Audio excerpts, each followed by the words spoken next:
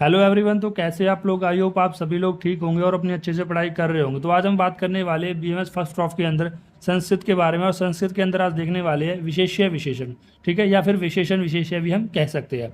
इनका हम मतलब जानेंगे क्या मतलब है।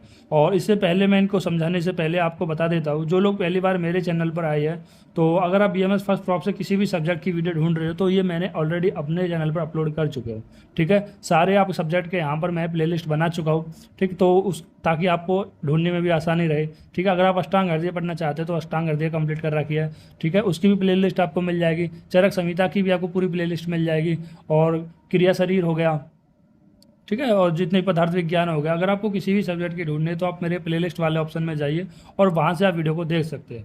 देखो ये हमारा संस्कृत ऑलमोस्ट कंप्लीट होने वाला है, ठीक है। इसके बाद एक दो चैप्टर और शायद मुश्किल से बचेगा और ये पूरी चैप्टर कंप्लीट यहाँ पर संस्कृत आपकी हो जाएगी। तो अब हम आगे बढ़ते हैं। तो आज हम इस चैप्टर को समझने से पहले थोड़ा सा यहाँ पर इनके मतलब को समझ लेते हैं कि क्या विशेष्य होता है एंड क्या विशेषण होता है, ठीक है। पहले हम शब्द को लेते हैं, पहले हम विशेषण को समझते हैं, ठीक है। पहले हम समझते हैं विशेषण को कि विशेषण क्या होता है। देखो विशेषण एक ऐसा, देखो इसको अभी आप डेफिनेशन को मत देखो, भूल जाओ, जो मैं बता रहा हूँ वो पढ़ो। देखो विशेषण क्या होता है? जो किसी भी संज्ञा सर्वनाम की विशेषता बताता है, ठीक है। अब संज्ञा सर्वनाम आप सभी को पता होगा। संज्ञा क्या होती है? जैसे a noun is name of person place और ऑफ थिंग, ठीक है, मतलब किसी का नाम हो गया, किसी वस्तु का नाम हो गया, ये सब होती है संज्ञा।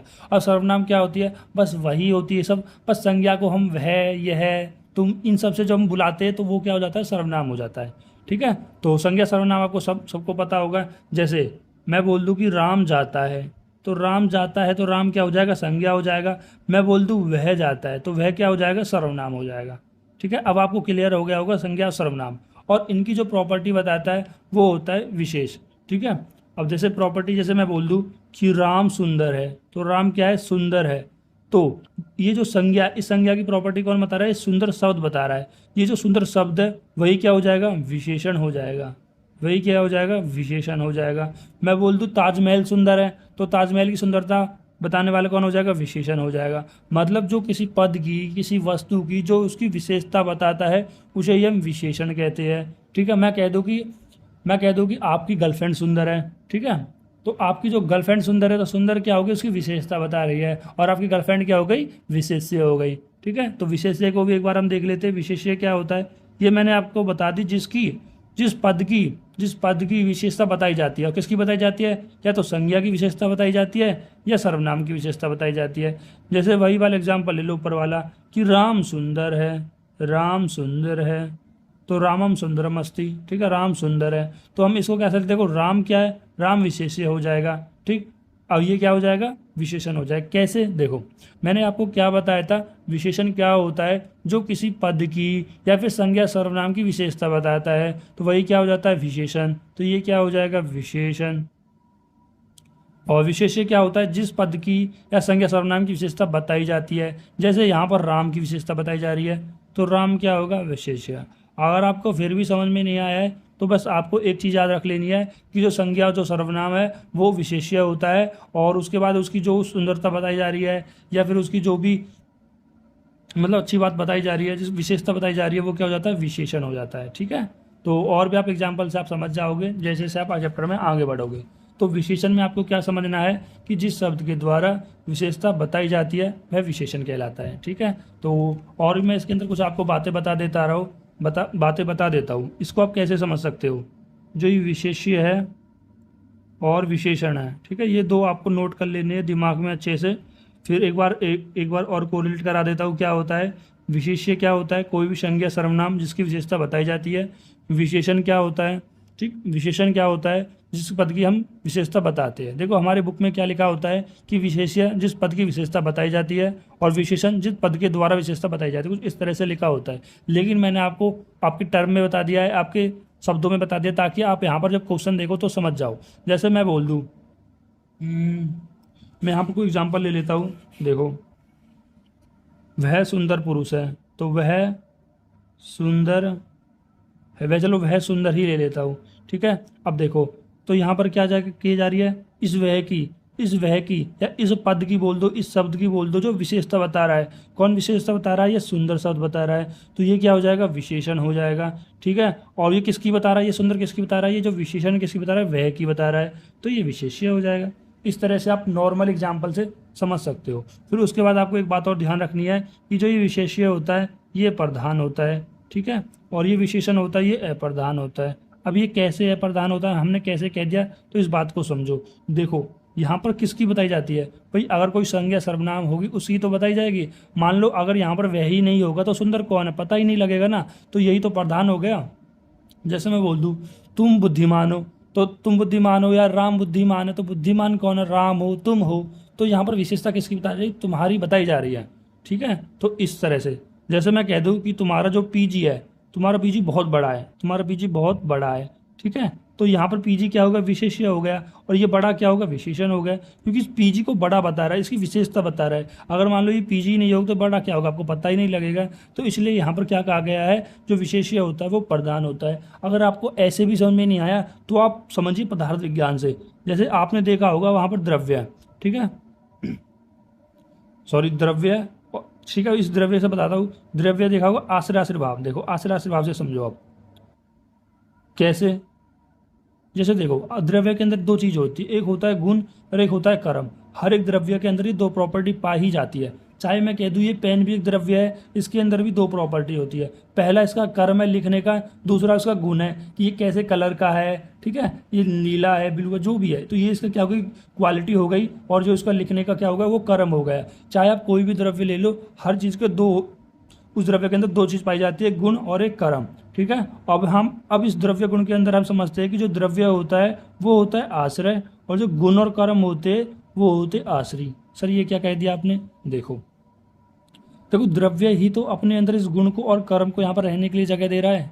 ठीक है, तो द्रव्य के अंदर ये दो प्रॉपर्टी तो होती है, तो द्रव्य तो आश्रय हो गया, मतलब द्रव्य आश्रय मतलब द्रव्य तो प्रधान हो गया। जैसे मैं कह दूं कि जो आप एक स्टूडेंट हो और आप पीजी में रहते हो, भाई जितने भी स्टूडेंट है वो पीजी में रहते हैं, तो पीजी क्या हो गया? आश्रय हो गया, प्रधान हो गया। अगर पीजी नहीं होता क्या आप उसके अंदर रह पाते? नहीं रह पाते। तो पीजी क्या जो आश्रय है वो क्या हो गया? प्रधान हो गया। ठीक है, जो आप लोग इसके जो अंदर रह रहे हो वो कैसे हो गए? अप्रधान हो गए।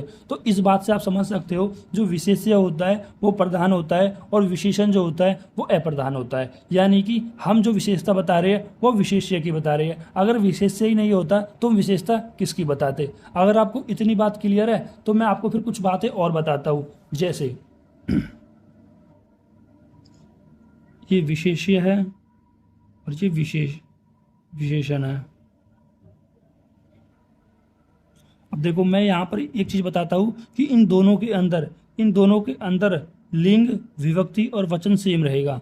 मतलब जो लिंग विभक्ति वचन विशेष्य की होगी वही लिंग विभक्ति वचन विशेषण की होगी। कैसे समझ सकते हो भाई? विशेषता किसकी बता रहे हो? इसकी बता रहे हो, अब इसके अनुसार ही तो ये चलेगा। ठीक है, जो इसमें होगी वही इसमें होगी। अब एग्जाम्पल से समझाता हूँ। देखो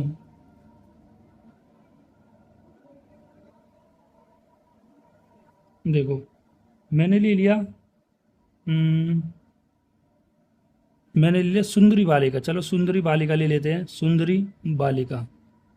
और मैंने क्या कहा कि जो लिंग है, जो विभक्ति है, जो वचन है, ठीक है, ये तीनों सेम होना चाहिए। अगर मान लो कि कोई सेंटेंस दे देता है और आपसे पूछता है क्या ये विशेष्य विशेषण है, तो आपको क्या देखना पड़ेगा? आपको देखना पड़ेगा क्या तीनों के अंदर ये तीनों प्रॉपर्टी फिट हो रही है। कोई एक भी अगर ऐसा तो नहीं है कि लिंग अलग है वचन अलग है। जैसे कि सुंदरी सुंदरी बालिका है, तो सुंदरी क्या होगी? स्त्रीलिंग हो गई। ठीक है, और बालिका बालिका क्या हो गई? ये भी स्त्रीलिंग हो गई। यानी कि इनका लिंग तो सही है भाई। अगर देखो हमने क्या होता लिंग क्या है? या तो पुल्लिंग हो, या तो दोनों पुल्लिंग होते, या फिर दोनों स्त्रीलिंग होते, या दोनों नपुंसकलिंग होते। ठीक है, तो इस तरह से।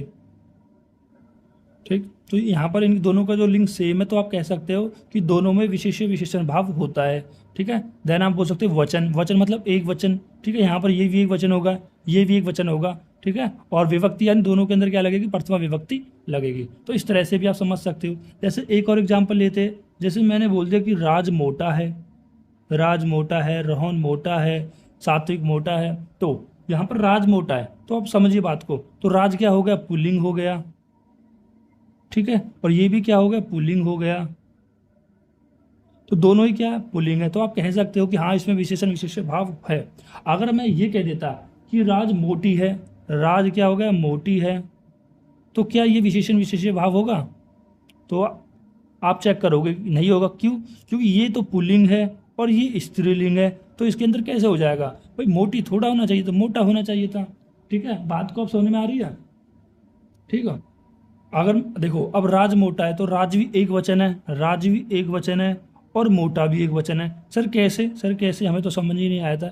अगर मैं बोल दूं राज मोटे है, राज मोटे है, तो राज तो एक वचन हो जाएगा, ठीक है, लेकिन मोटे है, मोटे बोल दिया, तो ये क्या हो जाएगा, दिव्य वचन होगा या बहुवचन होगा? ठीक है, तो ये क्या हो जाएगा, गलत हो जाएगा यहाँ पर। यदि ये एक वचन है तो ये भी एक वचन होना चाहिए। ठीक है, तो इस तरह से आपको चीज़ें समझनी है कि विशेषण विशेष्य, विशेष्य विशेषण आप तभी कह सकते हो जब इनके अंदर लिंग विभक्ति और वचन दोनों ही सेम हो। ठीक है, चाहे मान लो कि लिंग सेम है, तो दोनों लिंग सेम हो, दोनों विभक्ति सेम हो, दोनों वचन सेम हो। ठीक है, अगर कोई सेम नहीं होता है इनमें से तो आप कह दोगे वो विशेष्य विशेषण भाव नहीं होगा। देखो इस जनरली इस चैप्टर से जो क्वेश्चन बनते हैं वो एमसीक्यू बनते हैं। 5 नंबर का इसमें वेटेज दिया गया है और मोस्टली से एमसीक्यू बनने की प्रोबेबिलिटी रहती है, और कभी कभी शॉर्ट आंसर क्वेश्चन में भी से एक शॉर्ट क्वेश्चन आ सकता है। तो सबसे ज़्यादा प्रोबेबिलिटी रहती है कि ये पूछा जाए, आपसे कोई सेंटेंस दे देगा कि विशेष्य कौन है, विशेषण कौन है। ठीक है, तो विशेष्य कौन होता है, जो भी संज्ञा सर्वनाम होता है या फिर जिस पद की विशेषता बताई जाती है, और विशेषण जिसके द्वारा बताई जा रही है। तो पढ़ लो विशेषण क्या, पहले सबसे पहले विशेषण मैंने लिखा है कि जिस शब्द के द्वारा विशेषता बताई जाती है उसे विशेषण कहते हैं, या फिर आप ऐसे कह सकते हो जिसके द्वारा विशेषता बताई जाती है उसे विशेषण कहते हैं, या फिर जिस शब्द संज्ञा सर्वनाम की विशेषता बतलाते हैं उन्हें विशेषण कहते हैं। आप कोई भी कर लेना, आपको डेफिनेशन से ज़्यादा आपको क्वेश्चन आने चाहिए। ठीक है, विशेषण विशेषण पहचानने आने चाहिए। देन होता है विशेष्य, कि जिस पद या व्यक्ति की विशेषता बताई जाती है वह वस्तु अथवा व्यक्ति को विशेष्य कहते हैं। ठीक है, अब किसकी बताई जाती है, वो पद कौन सा होता है, या तो वो संज्ञा होगा या सर्वनाम होगा, इन दोनों की विशेषता बताई जाती है। ठीक है, देखो विशेष्य क्या हो गए, संज्ञा सर्वनाम हो गए, और संज्ञा और सर्वनाम की विशेषता बताने वाले कौन होते हैं, विशेषण होते हैं।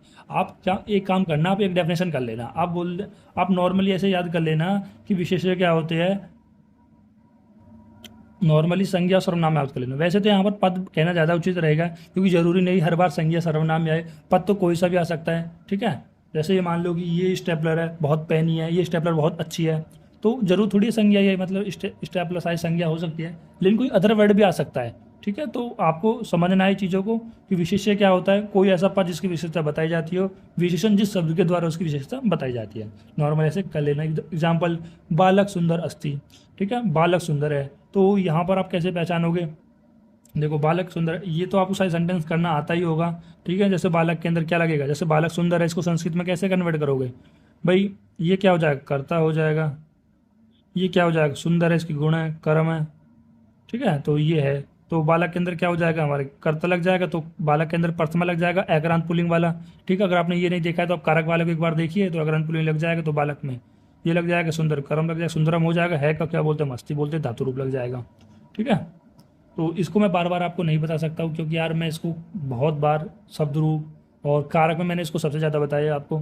तो बस यहाँ पर आपको एक सेंटेंस दिया होगा, आपको पहचानना है कि बालक सुंदरम अस्ति, तो सुंदर क्या है, सुंदर इस बालक की विशेषता बता रहा है, तो ये विशेषण हो जाएगा, और बालक क्या हो जाएगा, विशेष्य हो जाएगा, क्योंकि इस पद की यहाँ पर विशेषता बताई जा रही है। ऐसे ही गीता सुंदर, गीता सुंदर अस्ति, गीता सुंदर है, तो सुंदरी यानी विशेषण, और गीता इस विशेष्य है, और सुंदरी पुरुष, सुंदर क्या हो जाएगा, विशेषण हो जाएगा, एंड देन ये पुरुष क्या हो जाएगा, हमारा विशेष्य हो जाएगा। ठीक है, तो इस तरह से आप कर सकते।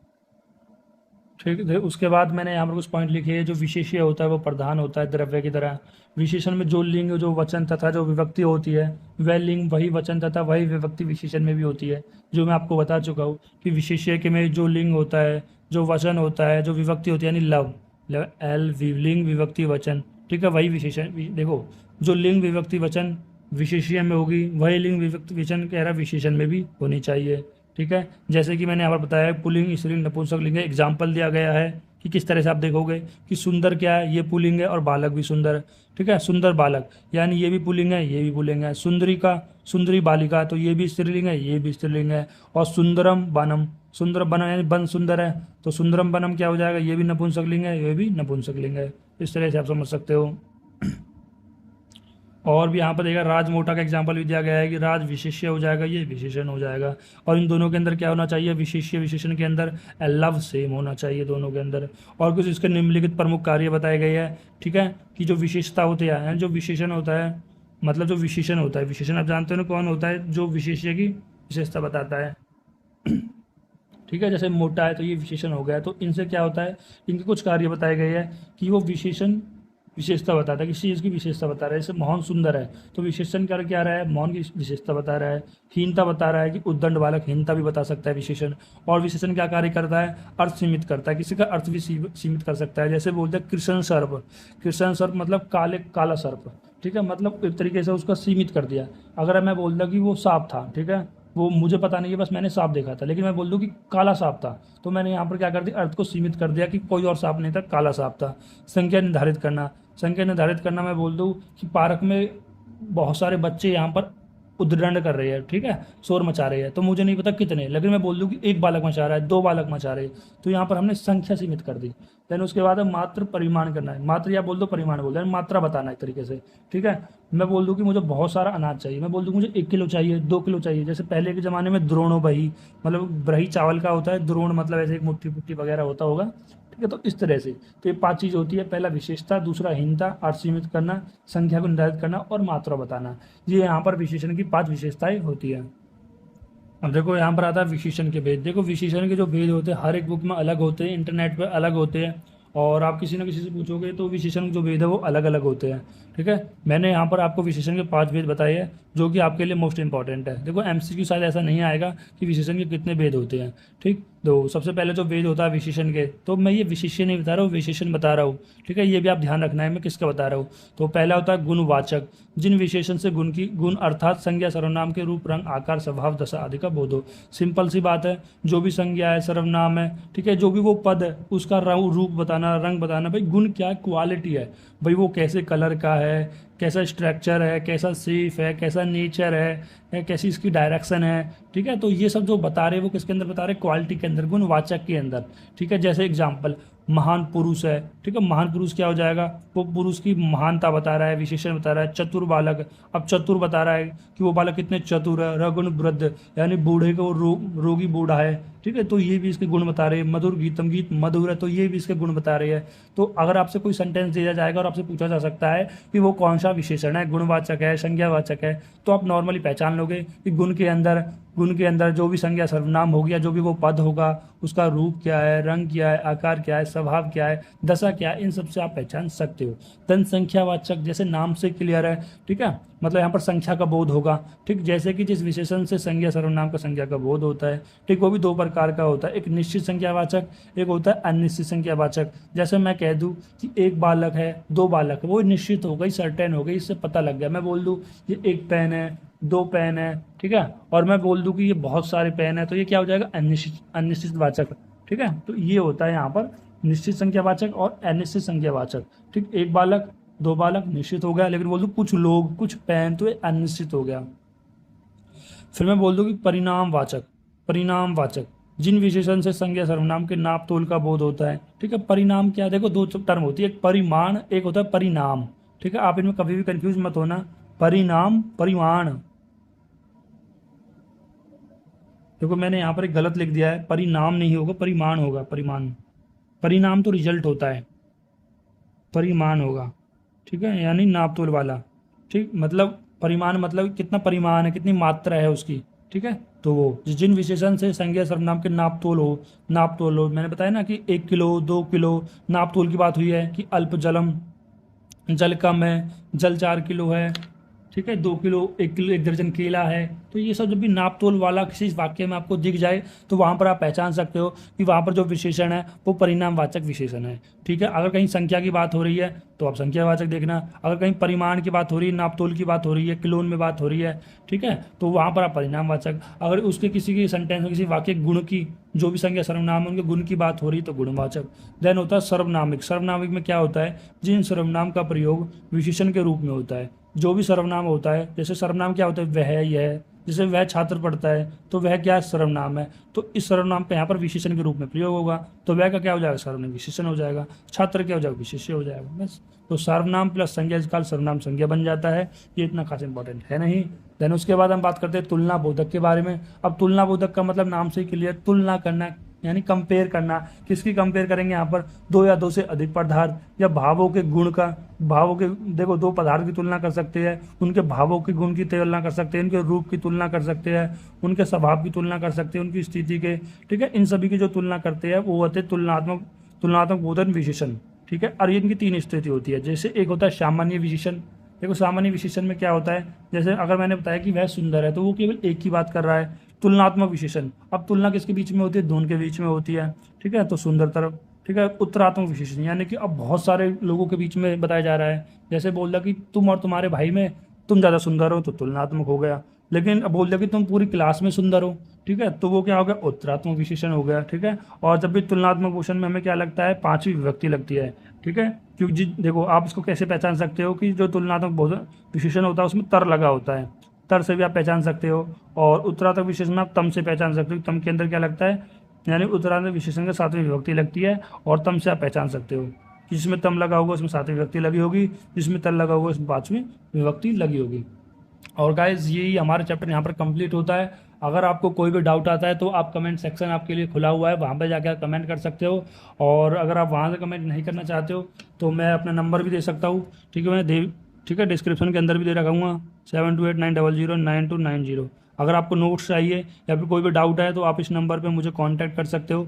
ठीक है, और आपको एक और अपडेट दे देता हूँ। ठीक है, और जो हमारे जो ऐप है आयुर्वेदा नोटबुक, ठीक है, वो बहुत जल्दी आने वाला है। शायद जब तक मैं इस वीडियो को अपलोड करूं, तो अगर तब तक आ गया तो मैं यहाँ पर डिस्क्रिप्शन के अंदर उसका लिंक आपको प्रोवाइड कर दूंगा। ठीक है, तो आप लोगों से बस यही रिक्वेस्ट है कि ज़्यादा से ज़्यादा लोग सपोर्ट करें। Thank you guys.